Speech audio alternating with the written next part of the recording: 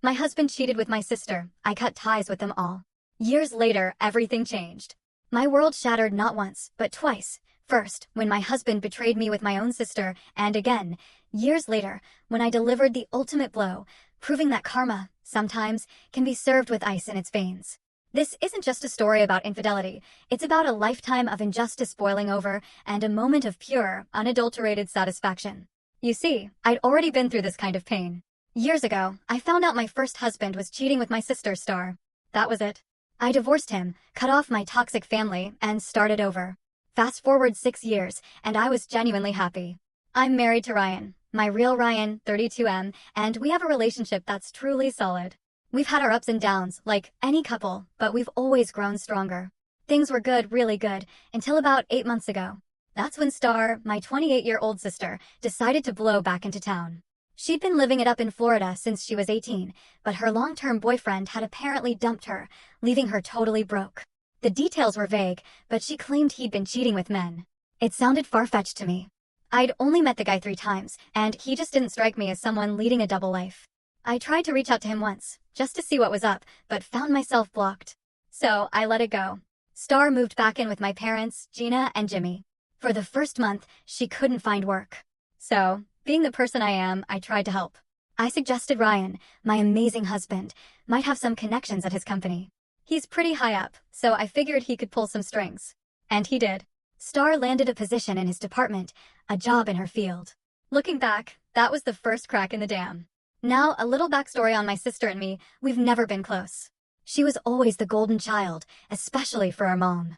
Dad? He's basically spineless when it comes to mom. It wasn't always obvious, just a million little things that added up. Like when we both turned 16 and got cars. I got an 8-year-old Dodge Neon. Star? A 2-year-old Mitsubishi Eclipse. Her dance lessons, outfits, competitions, they cost thousands over the years, some of them 6, 7 hours away, and my parents never batted an eye. But if I asked for $50 for a volleyball or basketball camp at the local college, you'd think I was asking them to build me my own personal arena. The most infuriating part was when I was 17, I was 15 minutes past curfew with my boyfriend. They took my car for a whole month. The very next year, Star came home 2 hours late and reeking of pot. Her punishment? A stern talking to.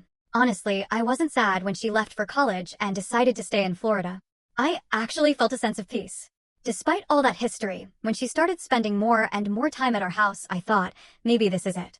Maybe she's actually trying to be closer to me. I wanted to believe it. But then I started noticing it. Star and Ryan were getting familiar. They'd talk about everything for ages. They started having their own inside jokes, and if I tried to join in, they'd just brush me off with, "Oh, it's just a work thing." When I asked Ryan about it, he just said they had a lot in common and were working on several big projects together. The first real, undeniable red flag hit me about a month into this. Star would be at our house when I got home from work. Ryan and I have different schedules. He's 8 to 4:30, I'm 10 to 7. This started happening often. Every time I asked, it was the same excuse. We had some work stuff to do. It felt off, but I pushed it down. Then, 2 months ago, I noticed something that made me question my own sanity. I'm meticulous about making the bed every morning before I leave for work. Always, the open side of the pillowcase faces the edge of the bed. That day, Star had been over. When I got home, she ate with us, then went back to my parents' place. As Ryan and I got into bed, I saw it. 2 of the pillows had their cases facing the middle. My blood ran cold. I asked Ryan, "Hey, were you in bed today?" He looked visibly shaken, but quickly said, "No, why?" I just stated, "The bed's not the same as I made it this morning." He told me I must be mistaken, because no one had been in the bed. I felt like a detective in my own home. I secretly checked his phone and laptop, found absolutely nothing. But then again, they worked together 8 hours a day, 5 days a week, then hung out after work. Why would they need to text? I was losing my mind, convinced I was imagining things, yet deep down I knew. 2 weeks ago, my parents invited us over for dinner. It was going fine, or so I thought, until I saw it. Ryan was simply walking by, and Star lightly grabbed his arm. He turned to her, she whispered something, and then, for just a second, their foreheads touched. Ryan jolted away immediately, like he'd been burned, and kept walking. Star just kind of looked at me, a smirk playing on her lips, and went back to what she was doing. I'm not an idiot. I knew this was more than a mountain of red flags, it was a screaming siren. But I just didn't want to believe it. I've been in love with Ryan since I was 21. I planned a weekend getaway to the city. I was going to ask him everything there. I desperately hoped it wasn't what I was thinking. Update asterisk, you were all right. My world was absolutely destroyed. We went on our weekend trip. Friday night was actually beautiful. Drinks, dancing, intimacy. The next day, we had more plans, and I almost didn't say anything. A part of me still thought, he can't be doing that with her and this with me. I was so wrong. We were almost ready to start our Saturday when I looked him dead in the eye and asked, point blank, "Are you having an affair with my sister?" He teared up. "Yes," he mumbled. My heart didn't just break, it crushed. I asked him why. He just kept saying he was sorry, that he didn't mean for it to happen, that they just clicked, and, before he knew it, they were kissing, then more. And then, the question I dreaded, "Have you been sleeping with her in our bed before I got home from work?" He just turned his head away in shame. That was it. I left. I had nothing but my purse, and I drove home alone. He got an Uber and arrived a few hours later with my other things. He tried to apologize, but I couldn't even acknowledge him through my tears. He packed a bag and left for a hotel. The next day, I called my parents. They already knew. They mumbled apologies and told me Star had left last night and might not be back for a few days. I was sure she'd gone to stay with Ryan. That was 3 months ago. Our divorce is almost final. Ryan found an apartment to rent right away, and Star, of course, moved right in with him. I only contacted him about the divorce. Initially, he said I could just have the house and the savings. I think that was guilt talking. But a few days later, he changed his tune, saying we'd have to split the house. I knew that was Star in his ear. Luckily, I'd already moved everything out of our joint savings into a new account, so there was no fight there. Just like that, 9 years of my life were gone. He has no idea what he's gotten himself into. She's a narcissist, and she will throw him away eventually. Star has been unbelievably cruel through all of this. A few days after I found out, she actually tagged me in a Facebook post. It was a selfie of her and Ryan, him kissing her cheek from behind. The caption? "Feeling loved." It was disgusting. I logged out of my account and deleted the app off my phone.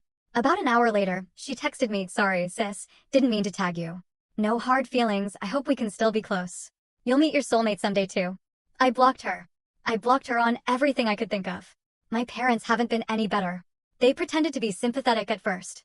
When I told them I was going no contact with Star and Ryan, my mother looked at me and actually said, "I'm sorry this happened. It shouldn't have happened this way, but your sister deserves to be happy too. You'll meet someone, and then we can put this all behind us." I absolutely lost it. I told them what Star had done with the Facebook tag and the text. My mother's response? "Well, you shouldn't be on that stuff anyway." My father? He hasn't said a single thing this whole time. Just sits there. I asked him once what he thought, and he just said, "I agree with your mother," then walked out of the room. That was it for me.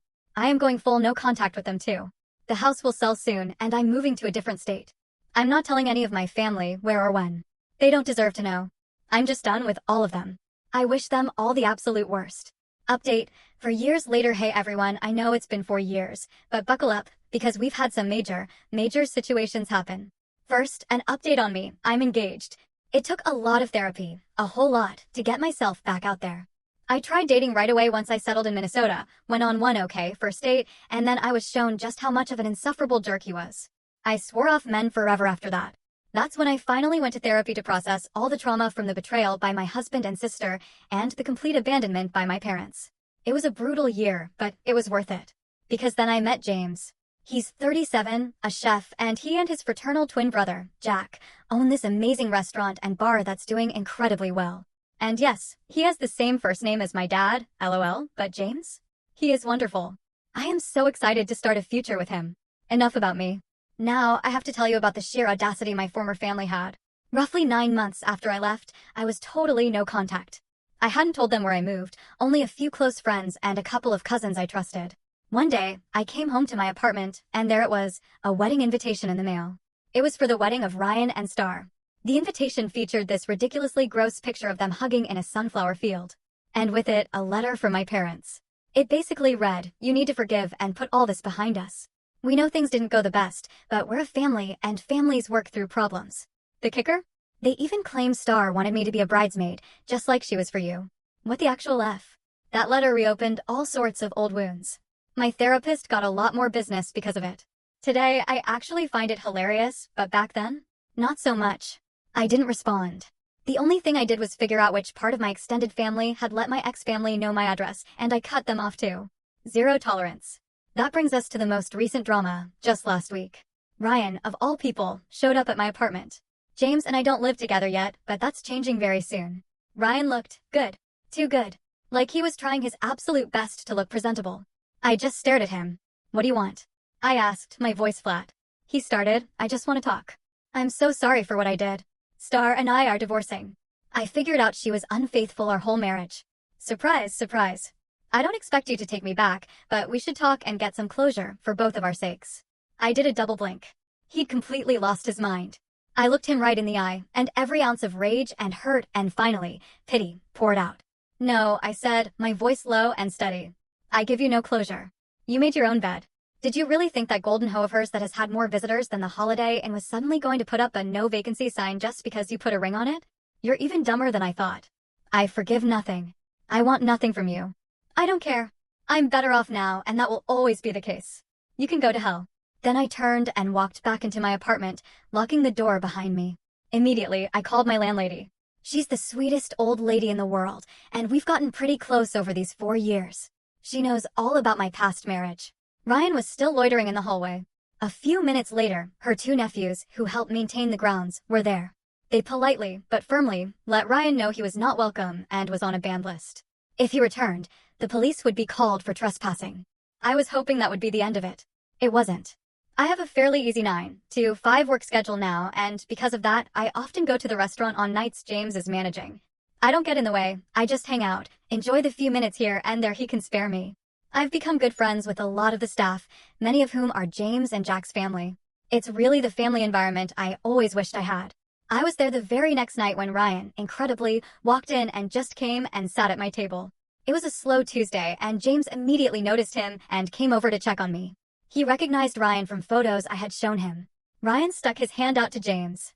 James just looked at it, then asked me, "Want me to kick him out?" I shook my head. Not yet. I've got a question or two. Ryan actually perked up, like he was winning something. What a tool. I asked him to tell me what had happened between him and Star. I'll admit, it was pure, morbid curiosity. He told us she was having at least 2 affairs with married men. Old habits die hard, I guess, he mumbled. This was 2 years in. He added, it was a tough time for me, with a sigh, eyes rolling. I cut him off. You are not that dumb, though. Did you protect yourself, or did she get half of all your stuff? Ryan replied smugly, I stuck it out almost another year with her so I could start stowing away savings and sold off some assets. In the end, she got a fraction of what she would have. And what happened to her then? I pressed, leaning forward. Ryan replied, she had to move back in with your parents again. A deep, satisfying breath escaped me. Yes, I said, a smile finally touching my lips.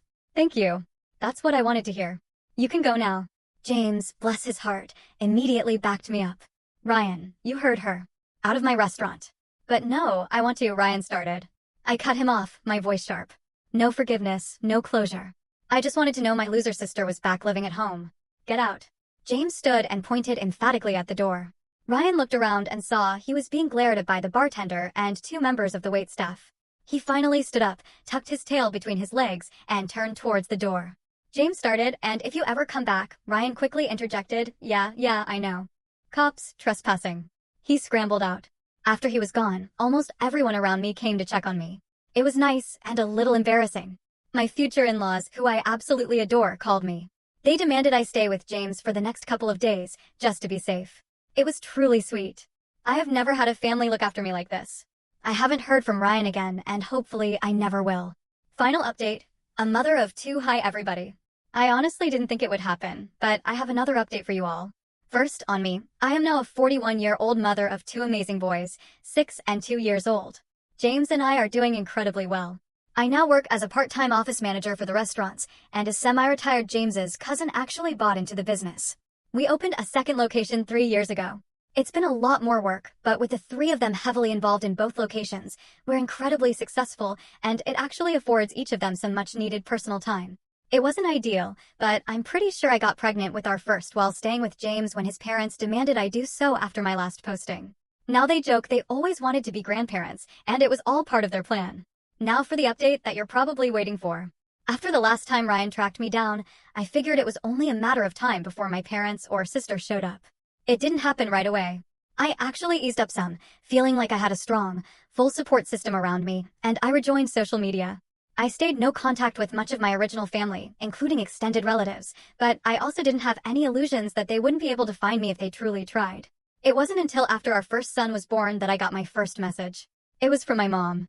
She gave a half-hearted apology, said something about forgiveness, and then, without missing a beat, inquired about her grandson.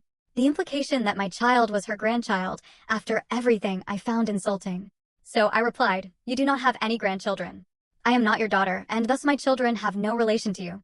If you want grandchildren, then you should encourage Star to get out there and do what she does best." At that point, I blocked her. She made new accounts and tried contacting me for a while, but I always just declined or deleted any requests or messages. I was done. That brings me to the recent drama. I started getting bombarded with requests, messages, everything from them. I read some of them, and it was the usual sob story about missing out on the grandkids' lives and wanting to make amends. I really didn't care. I had no intention of ever including them in my life again. Then the more shocking thing occurred. Star herself started reaching out to me. She wasn't saying much, just that she very much wanted to speak to me. After this went on for about 3 weeks, pure persistence, I agreed to a Zoom meeting. Just me. No kids. When it started, they kept asking to see the boys. I was steadfast. It wouldn't happen. My kids had 3 grandparents, and that was it, James's mom, dad, and grandma. I was starting to get the idea that this was about something else entirely. Star looked kind of terrible, honestly, and my parents were looking old and tired. As we started to talk, they began apologizing for everything that had occurred. Even Star. She actually said she was wrong to do what she did and that she wished she could have her sister back. That was a laughable thought. Mom then took over and went into her usual garbage about being a family and looking out for each other. When she was done, I just looked at them and said, "Is that all you got? I'm going to go." They yelled for me to wait. And just like that, the facade dropped. The real reason was about to come out. Apparently, Star had been having health issues for the last couple of years. For whatever reason, her kidneys were failing and she needed a transplant. That's why they so persistently tried to get in touch with me. A family member is the most likely to be a viable match. I asked them directly, my voice laced with disbelief. "This is why you call me? You want me to save her after what she did? My husband wasn't enough. Now she needs a body part from me too." My mother snapped, "Stop being like this. All of that was a long time ago." She began choking up and crying as she continued, "I get it. You hate us, but she is going to die if she doesn't get a transplant soon. Is that what you want? I know you think she wronged you in the worst way, but please, just this once, can we set that aside?" I got quiet. I wanted to see if they'd say more. Eventually, my dad, who had been silent for so long, actually started to talk. "Look, we're sorry for all that happened, but we've got some pretty big problems. Between her medical bills and not being able to work, your mom and I are getting older and have our own problems. We've got a lot of issues. We need you to come back to Missouri and see if you're a match, but we also could use some help, or we might lose the house." So I said, my voice dead calm, "You need my kidney and my money." "Don't put it like that," he replied. Star chimed in, her voice thin and weak. "Please, just come home. I need my big sister. I don't want to die. Can you just come and see if you're a match? If you're not, we will never contact you again." I told them I needed to think about it, do some research, and tonight I would tell them tomorrow. I ended the call and went to speak to my husband. James told me he supported me 100%, whichever way I went. Then he asked if we should all travel as a family, or if just he should come. I said no to both. I was going, and I was going on my own. I let my former family know I would get lab results here in Minnesota, and if I was a match, then I'd come there, and we could talk about everything else. About a week later, I got the results. And, just my luck, it appeared Star and I were a perfect match. I agreed to come back home to St. Charles. By the time I arrived, Star had already begun to have some issues and needed to be admitted to the hospital. This, thankfully, got everyone off my back about meeting for dinner, as I had no intention of doing anything social with these people. Especially since any time they seemed to have a free minute, my parents were right there, inquiring if I had thought about helping them get caught up on their financial struggles. They managed to stabilize Star. I went to meet with the doctors who would do the transplant. They began going over everything with me, and I said, I'd like to have this conversation with everyone. We all went to Star's hospital room. My parents were already there. The doctor began explaining the situation. Star had maybe 6 months more without a transplant. They went over the process with us all and made a huge deal about how perfect of a match I was, that the likelihood of finding a more viable donor was minuscule, and that the sooner we scheduled the surgery, the better. Then I walked over to Star's bed. I took her hand. I gazed into her big brown eyes and told her, "Did you hear that? I am a perfect match. Essentially, I'm the only person who can save you." I paused, letting that sink in. And I'm not going to. Star burst into tears, her face contorting in disbelief and horror. My parents instantly turned to accost me, yelling. The doctor and nurse were standing there in total shock. I looked at my parents, my voice cold, hard, and utterly final. "Don't even talk to me. And don't you dare ever ask me for anything ever again." The only money I would ever spend on you would be for your funeral, under the stipulation that you be cremated and the ashes released to me, at which point I will promptly deposit your remains in the dirtiest John I can find. Finished. I walked out of that room and never looked back. I'm back home now, my real home, surrounded by my real family, and I couldn't be happier.